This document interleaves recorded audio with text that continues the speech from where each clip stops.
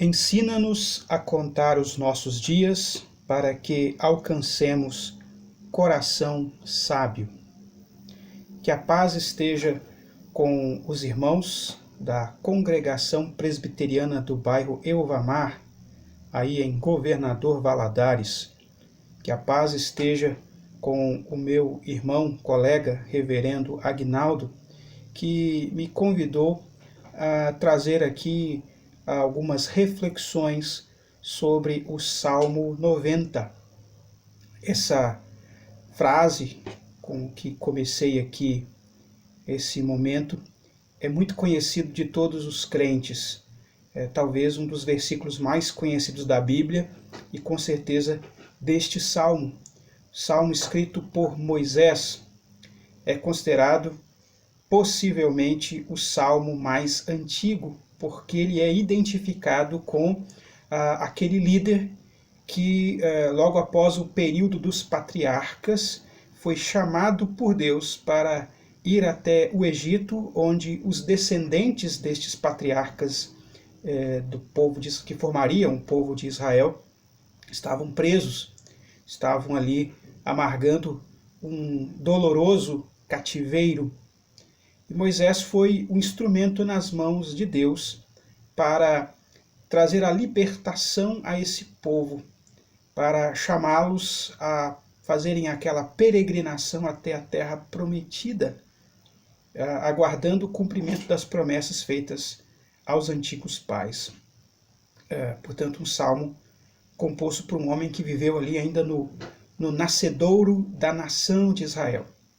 Foi um instrumento também de Deus para trazer a lei, para formar aquele povo a partir do caráter de Deus, que é o que está expresso na lei, especialmente naquilo que nós conhecemos como os 10 mandamentos. Portanto, Moisés ele foi um indivíduo privilegiado por ter recebido grandiosas revelações da parte do Senhor, de conhecer de forma bastante próxima, bastante íntima quem Deus é. E conhecer a Deus é conhecer basicamente o seu caráter, os seus atributos, as suas qualidades. Algumas dessas qualidades que Deus dá a conhecer de si mesmo a nós podem ser de alguma forma mais facilmente compreendidas. Nós temos uma noção mais próxima do que é bondade, portanto, quando Deus revela-se como bom, nós podemos ter uma noção um pouco mais próxima dessa qualidade. De justiça, quando Deus diz que Ele é justo, a justiça é outra qualidade de Deus, de que Deus é amoroso, de que Deus é misericordioso. Mas há algumas qualidades de Deus que estão mais distantes da nossa experiência comum. Uma dessas qualidades é a eternidade. E essa é a qualidade básica que Moisés exalta, que Moisés retrata nesse Salmo 90.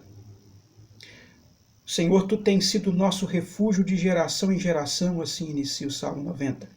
Antes que os montes nascessem e se formassem a terra e o mundo, de eternidade a eternidade, Tu és Deus. E eternidade para nós é algo difícil de compreender, porque nós vivemos na experiência cotidiana de ver coisas que nascem, crescem, têm o seu período de plenitude, de vigor, e que morrem, e que perecem. Nós vemos a fragilidade da nossa vida à medida que os anos vão passando e adversidades vêm, enfrentamos ameaças, enfrentamos enfermidades, enfrentamos dores. A nossa vida é cercada de fragilidades e a qualquer momento podemos perder a nossa existência aqui. Pensar em alguém que é eterno, que ele não tem começo, nem terá fim. Pensar num ser que ele não tem períodos da sua história em que ele está mais frágil do que em outros. Pensar num ser que não tem prazo de validade, que não vai se esgotar, é algo para nós muito fora da nossa experiência, um exercício até mesmo mental, racional, muito difícil. E é um desses atributos de Deus. É de fato o que o torna Deus. Ele é eterno, ele é incriado, ele não perece, ele não se esgota, ele não terá um momento em que deixará de ser. Ele é a própria causa de todo o ser. Moisés fica, ao mesmo tempo que encantado com essa qualidade, ele fica também, de certa forma, afetado, espantado, assustado com essa qualidade divina, porque ela torna ainda, por contraste, mais evidente a nossa condição. É nesse salmo que também Moisés ele se expressa de uma forma a mostrar essa fragilidade que é bem lembrada por muitas pessoas. Versículos 9, a partir do versículo 9: pois todos os nossos dias se passam na tua ira, acabam-se os nossos anos como um breve pensamento. Os dias da nossa vida sobem a 70 anos, ou em havendo vigor a 80. Neste caso, o melhor deles é canseira e enfado, porque tudo passa rapidamente e nós voamos. Tinha um senhor que era membro de uma igreja que eu pastoreei, e que de vez em quando, conversando, ele já era um senhor com a idade bem avançada, e ele dizia: pastor, a vida é só canseira e enfado, a vida consiste em viver 60, 70, 80 anos, mas passa disso é canseira, é enfado. Ele se lembrava deste salmo, desta passagem, e é verdade que há limitações que vamos enfrentando à medida que os anos vão se estendendo. Mas é uma verdade também, devemos lembrar disso, de que a pessoa que escreveu esse salmo, ele viveu bem mais do que 60, 70, 80 anos. Ele viveu 120 anos, Moisés. E mais do que isso, Moisés, o homem que escreveu esse salmo, ele de fato iniciou, por assim dizer, oficialmente a sua missão a partir dos 80 anos. Foi quando Moisés ouviu a voz do próprio Deus, a manifestação do próprio Deus, a teofania, Deus ali se manifestando de uma forma visível, audível, através de uma sarça, de um arbusto que pegava fogo e não se consumia. Até hoje, o símbolo da nossa igreja, da nossa denominação, da igreja presbiteriana, e de várias denominações reformadas ao longo do mundo, ao redor do mundo, não é? A sarça que se queima, mas que não se consome. Deus chama Moisés, e Moisés já era um homem, já era um senhor de 80 anos, cuidando da sua família, cuidando de algumas ovelhas, provavelmente pensando ali que aquele seria o fim da sua vida, que ele terminaria ali os seus dias naquela terra de peregrinação, inclusive um dos nomes que ele dá para um dos seus filhos. Eu sou um peregrino, estou numa terra de peregrinação, talvez esse seja o fim dos meus dias. É esse homem que compõe esse salmo, que chamado por Deus, volta e usado por Deus, proclama quem Deus é para o seu povo e conduz esse povo por um deserto até chegar às portas das grandes promessas de Deus, a terra prometida. Portanto, creio eu, Moisés não estava aqui sentenciando, dizendo que 60 e 70 anos é um mero fim de jornada. Está, de fato, mostrando a experiência comum da vida, de que a nossa vida, por mais vigor que tenhamos e por mais idade que acumulemos, nós temos um limite, mas ao mesmo tempo nós temos um limite que é governado por esse Deus que é eterno. Deus é eterno. Deus, ele não tem prazo de validade, seus propósitos são eternos. Moisés está nos lembrando, não que a vida, num sentido existencialista, consiste em viver vários anos, de repente morrer e tudo se acaba, mas em termos a nossa vida alinhada com os planos e propósitos desse Deus. Por isso, o versículo com o qual iniciei este vídeo: ensina-nos a contar os nossos dias, para que alcancemos coração sábio. O que Moisés está pedindo com essa oração, que ele está pedindo aqui nesse versículo 12, é que ele, na sua fragilidade, na sua limitação, nas suas muitas limitações, e bem como o restante do povo que Deus lhe colocou como administrador, como guia, que esse povo aprendesse de Deus a ter a sua vida ordenada pela mão desse Deus eterno. Termos a nossa vida ordenada, orientada, direcionada por este Deus.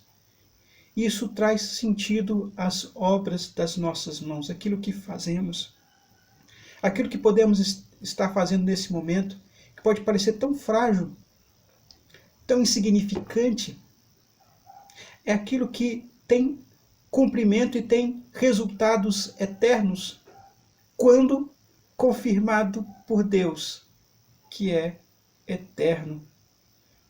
E dentro dessa, alinhada a essa qualidade divina da sua eternidade, estão outras demais qualidades de Deus. De que Deus é misericordioso, de que Ele é bondoso, gracioso para conosco. Moisés apela à graça divina, para que Deus, na sua graça, no favor que Ele mostra para conosco e do qual nós não somos merecedores, que nessa graça sejamos sustentados por Ele, cumprindo os seus propósitos eternos. É a graça de Deus nos alcançando que dá a nós as condições de fazermos aquilo que tem valor, não apenas para o momento, para a agenda do dia, mas para os propósitos daquele que vem trazer o seu reino eterno, do qual seremos participantes. Deus mostra de forma clara a sua graça no cumprimento de todas as promessas.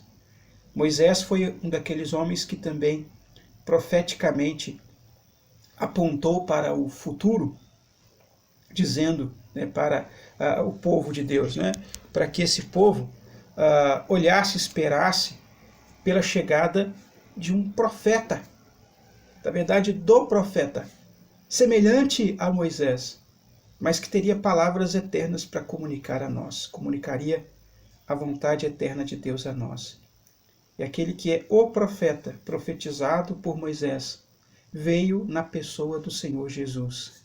Veio na pessoa do Cristo, que cumpre não apenas este ofício, o ofício profético, o ofício de ser o profeta, mas também os demais ofícios que comumente aparecem no Antigo Testamento, o de rei, o de sacerdote.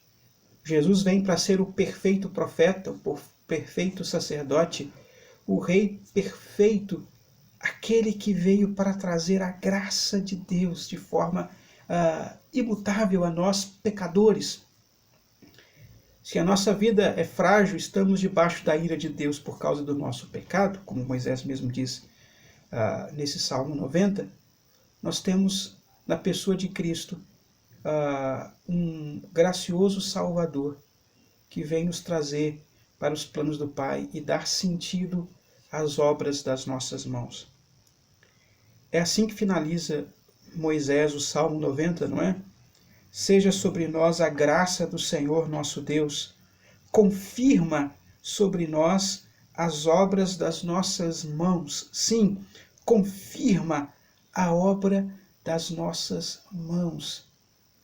Aquilo que fazemos, as obras que realizamos, elas podem ser confirmadas pela graça de Deus. Elas devem ter a sua confirmação na obra da graça de Deus. E servindo a Jesus Cristo e ao seu reino, nós temos essa confirmação. Vivemos esses dias tão incomuns, tão difíceis, creio eu, para todos nós, para os irmãos que estão ouvindo essa transmissão, estão ouvindo essa gravação. Dias talvez de muita dor, e talvez para você dias de dor particular, porque pode ser que você tenha até mesmo já, no meio dessa pandemia, perdido a vida de um ente querido, ou talvez tenha não sido afetado tão dolorosamente, tão duramente, mas por outros males também, com as limitações que esses dias têm imposto sobre nós, as restrições sociais, a restrição até mesmo do contato mais próximo com a família, as limitações econômicas, porque afetam esses dias, esses males têm afetado os nossos negócios, os trabalhos que realizamos. A grande limitação que todos temos sofrido por não podermos realizar os cultos públicos, né? Os cultos estão começando, alguns a acontecerem, mas com muitas limitações ainda, com muitas restrições. Então todos nós estamos sentindo algo tão duro para nós, e é um momento de muita reflexão para muitos, de muita angústia no coração de muitas pessoas, de muita dor para muitos, e até mesmo da perda do sentido, o sentido da vida. Eu acompanho um jornalista no Twitter que, na verdade, escreve sobre cinema, escreve sobre arte, e ele, no momento em que ele estava escrevendo uma das suas mensagens, ele narrou ali o que ele tinha acabado de ver. Eu acabei de ver uma mulher, minha vizinha, que mora no 9º andar do meu prédio, se atirar do seu andar e cair ali na entrada do prédio, perdendo assim a sua vida. Pouco depois aquele homem volta e manda outra mensagem no seu Twitter. Eu estive ali na entrada do prédio, vendo ali os policiais chegarem, e o marido daquela mulher, de joelhos ao lado do corpo dela, só perguntando: por que você fez isso? Por que você fez isso? Por que você fez isso? A perda do sentido da existência, né, de por que estamos aqui. Nós, como crentes no Senhor Jesus, nós temos uma resposta a dar àqueles que estão indagando qual é o sentido da minha existência aqui. Você está aqui porque o Deus eterno criou você para estar aqui. Você está aqui porque o Deus eterno criou você à imagem e semelhança dele. Você está aqui porque, apesar do seu pecado, apesar da sua rebeldia contra esse Deus, de virar as costas para esse Deus e de até mesmo fazer para si mesmo outros deuses, eleger em seu coração outros deuses, Deus deseja que você retorne a Ele. Você está aqui porque essa imagem e semelhança na qual você foi criado podem ser restaurados ao seu propósito original, que é dar glória a Deus. Isso única e exclusivamente pela obra do Senhor Jesus Cristo, a obra da salvação em Cristo Jesus, da graça que Ele oferece a nós. E você pode, segundo essa graça, se dobrar diante dele, colocar os seus joelhos no chão, curvar a sua fronte diante dele e fazer um pedido muito simples, mas que tem significação eterna. Senhor, tem misericórdia de mim, pecador. Ao arrepender-se dos seus pecados e colocar a sua confiança em fé em Jesus Cristo, você será alvo dessa bendita promessa. Deus vai confirmar as obras das suas mãos, ou em outras palavras, Ele vai resgatar o sentido da sua existência do que você está fazendo aqui e agora, do porquê você está existindo aqui e agora, para a glória desse Deus. Eu não sei em que momento exato Moisés compôs esse salmo. Gosto de pensar que ele pode ter composto esse salmo com a idade já bem avançada, já chegando ao final da sua jornada. Lá em Deuteronômio, a gente vai encontrar algumas expressões de Moisés muito parecidas que aparecem nesse salmo, quando ele já está próximo a encerrar a sua missão, próximo a encerrar a missão que Deus lhe havia dado aqui nessa terra, mas apontando para a eternidade da qual nós, como seu povo, participaremos. Não apenas uma terra, não apenas um lugar onde os descendentes de Abraão, Isaque e Jacó haveriam de habitar, mas a terra que não tem fundamentos, como vai nos dizer lá a carta aos Hebreus. Eu quero só encerrar esse momento de reflexão, chamando a sua atenção para um outro cântico de Moisés. Há cânticos de Moisés lá no Pentateuco, nos primeiros 5 livros da lei. Há este cântico de Moisés, que está aqui no livro dos Salmos, mas há um outro cântico de Moisés, que não está nas páginas do Antigo Testamento, está no Novo Testamento, que é o que aparece em Apocalipse, capítulo 15, a partir do versículo 2.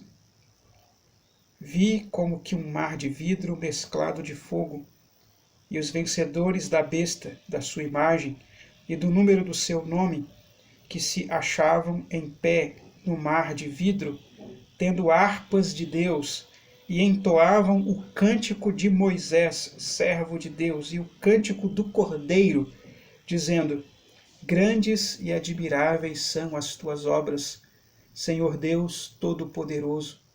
Justos e verdadeiros são os teus caminhos, ó Rei das nações. Quem não temerá e não glorificará o teu nome, ó Senhor? Pois só tu és santo. Por isso, todas as nações virão e adorarão diante de ti, porque os teus atos de justiça se fizeram manifestos. Aqui nós temos o cântico de Moisés, que é também o cântico do Cordeiro, sobre quem Moisés profetizou. E ele vê com alegria, esse servo de Deus, Moisés, vê com alegria Deus confirmando as obras das mãos dele, através das operações do Cordeiro de Deus, que ao mesmo tempo é o Rei das nações. Que você também olhe para Cristo, e em Cristo veja os propósitos eternos de Deus se cumprindo na salvação da sua vida, trazendo confirmação às obras das suas mãos. Que Deus abençoe sua vida e lhe dê graça, hoje e sempre, no nome de Jesus. Amém.